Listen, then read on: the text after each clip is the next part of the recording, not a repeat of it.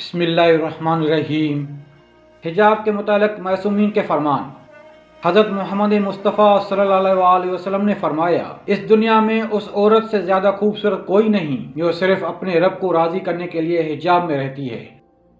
حضرت محمد مصطفیٰ صلی اللہ علیہ وسلم نے فرمایا، جہنم کی بدترین جگہ وہ عورتیں ہوں گی جو بغیر پردے کی چلتی ہیں۔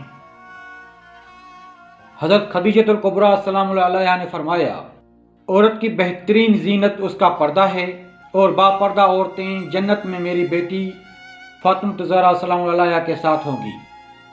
حضرت امام علی علیہ السلام نے فرمایا، بے پردہ عورت کی مثال ایسی ہے جیسے وہ میرے قتل میں ملوث ہو۔ خاتون جنت سیدہ طاہرہ فاطمہ زہرا السلام علیہا نے فرمایا، میں فاطمہ بے پردہ عورتوں کی شفاعت نہیں کروں گی۔ حضرت امام حسین علیہ السلام نے فرمایا، عورت کا پردہ کرنا شہید کے خون سے افضل ہے۔ حضرت امام حسن المجتبیٰ علیہ السلام نے فرمایا، اللہ اس عورت کی دعا قبول نہیں کرے گا جو بالغ ہونے کے بعد پردہ نہیں کرتی۔ حضرت بی بی کلثوم سلام اللہ علیہا نے فرمایا، اکثر گناہ عورت کے بے پردگی سے شروع ہوتے ہیں۔